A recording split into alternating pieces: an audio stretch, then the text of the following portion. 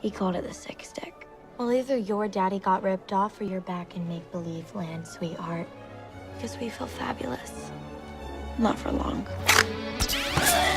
So, remember Kick-Ass?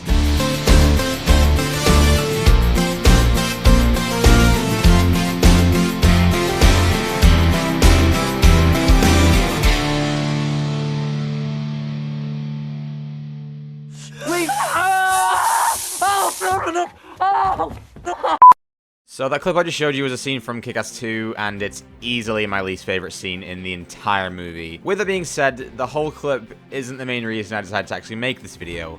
It's not to make fun or rip Kick-Ass 2 to shreds or anything, but because I haven't actually seen both of these movies in about 2 or 3 years, and I didn't exactly remember every little detail of them too well, the ups, the downs of them and all that. And make no mistake, I love Kick-Ass. The first movie is easily one of my favorite superhero movies to date. And yes, it is a superhero movie. It is a superhero movie, despite what many people may think.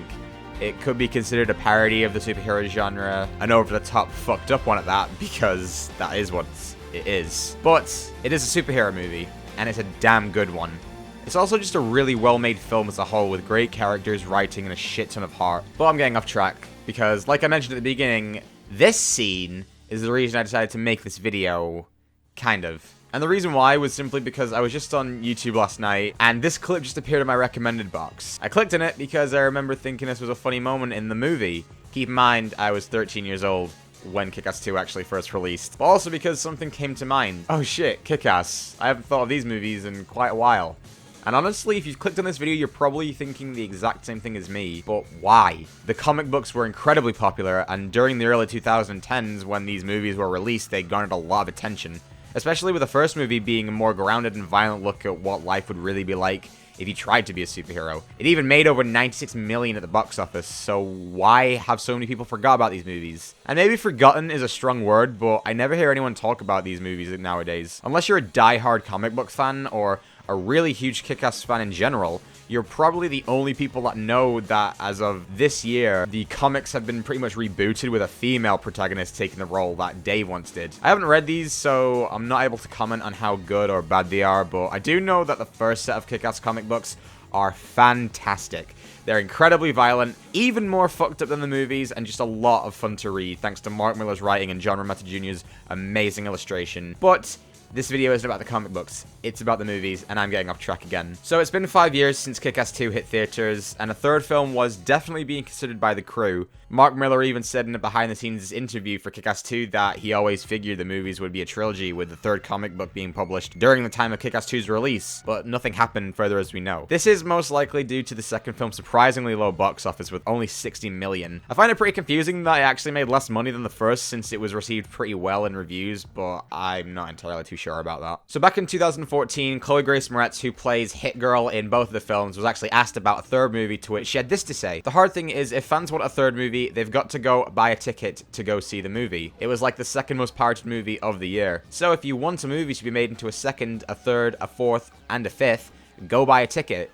Don't pirate it." But this statement later became pretty null when she announced in late 2014 that she was done as Hit Girl, which sucks because it's one of those roles I'm not really able to picture anyone else doing after seeing her take on that role for the last 2 films. The last bit of news we've got in regards to a future Kick-Ass movie is from Matthew Vaughn, who is actually the director of the first Kick-Ass movie. He announced that he wanted to set up Marv Studios to completely reboot the series, which usually I wouldn't be happy to hear about. Since it's Vaughn though, I don't really have too much of a problem. Seeing a new cast would be weird for sure, but I'm open to seeing it redone oddly. It just makes this scene in Kick-Ass 2 even funnier with the shirt Dave is wearing. You okay? So yeah, the Kick-Ass movies are awesome. And if for some reason you haven't seen them and you're into comic book movies, you're really doing yourself a disservice.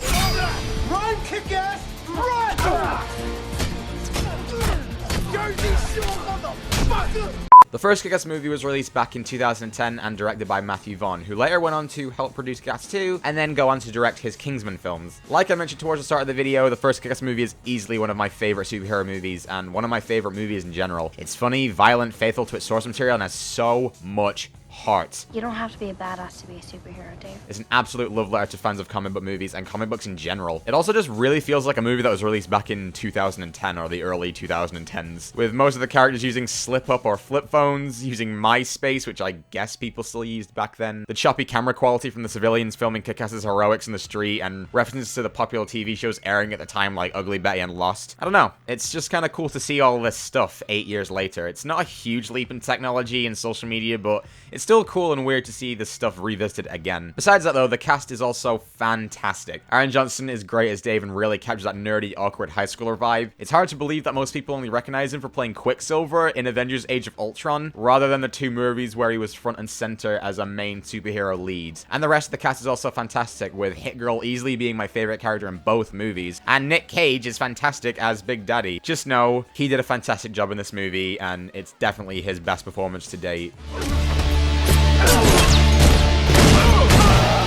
Christopher Mintz-Plasse, I'm sorry if I'm getting his name wrong. He plays the bitchy, lonely drug mob boss's son perfectly, with Mark Strong's performance as Frank D'Amico is both menacing and a total joy to watch. It's also an incredibly well-made film that will make you laugh and cry, depending on how emotionally invested you get in the characters. And it's a fantastic inclusion into the superhero film genre that will remind you why you adore these movies in the first place.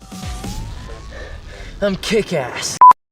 And then, 3 years later, Kick-Ass 2 hits theaters to poor reviews and a disappointing box office. Now, hear me out. I like Kick-Ass 2. It's a fun, energetic, and entertaining summer movie. I love the returning cast and the addition of new characters such as Jim Carrey's portrayal as Colonel Stars and Stripes, Scrubs' Donald Faison's portrayal of Dr. Gravity, and Morris Chestnut does a good job as Mindy's guardian, Marcus. The acting all around is very good, and you can tell the actors are having a lot of fun on set, especially Christopher playing a much bigger role in this movie than the last as the antagonist, the motherfucker. The action scenes are also really fun to watch too, and not just from Mindy. Dave actually knows how to handle himself in a fight, and it's actually really cool to see him kick ass rather than get his ass kicked, no pun intended. However, Kick-Ass 2 is problematic, more so than the first movie. Kick-Ass 2's pacing is just my biggest problem with the film as a whole. It's pretty rushed halfway through the movie, and it's very noticeable. Take the story arc in the movie for instance. After Mindy promises Marcus her days as Hit Girl are over and that she will go on living a normal life, she's basically forced by Marcus to make friends with the bitchy popular girls at her school for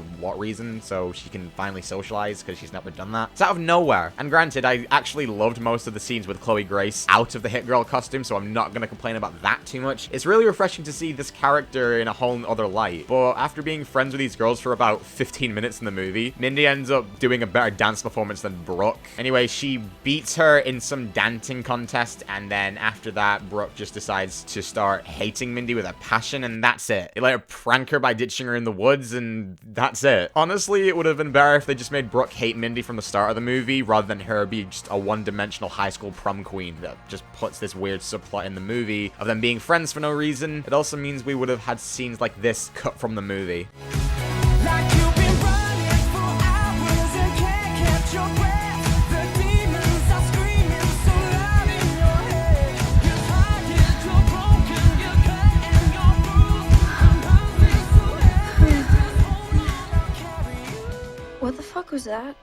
Yeah, Mindy, what the fuck was that? It's also trying to be a lot more gross out and shocking than the first, but it kind of fails in this department as well. This scene, especially with Mindy getting revenge on the popular girls, is there for just pure shock value. And the CGI on the waterfall of Nutella falling out of Brooke is questionable, not just for the reason it should be questionable. Why did they think that this would be a fun scene to include into the movie? I honestly don't know. And by now, you're probably thinking that I actually hate Kick-Ass 2 after saying all this, but I really don't. I don't think it deserves the 30-something review score it has on Rotten Tomatoes or the general audience reactions it received upon release, but it definitely is inferior to the first film. Like I said, it's a fun summer movie, and it feels like more of a standard comic book superhero movie than the first, with more over-the-top action scenes, and even going as far as to literally include text bubbles at certain times in the movie. It's a fun movie to watch, and I wish it did better than it did at the box office, because if it did, we'd probably be talking about Kick-Ass 3 right now. But if the series does end up getting rebooted, I hope it's treated with the same amount of love and care as the first movie did. I know it's never going to top the original, but if Matthew Vaughn's involved, I'll probably remain interested. The Kick-Ass movies were great. For the problems that they may have, they are still really enjoyable films to watch, especially from the superhero movie perspective, and just from a film perspective as a whole. It's sad to me that they're hardly mentioned anymore, especially even in people's favorite superhero movie lists. So if you haven't watched the Kick-Ass movies, do it. They'll remind you why you fell in love with the superhero genre to begin with. So do yourself a favor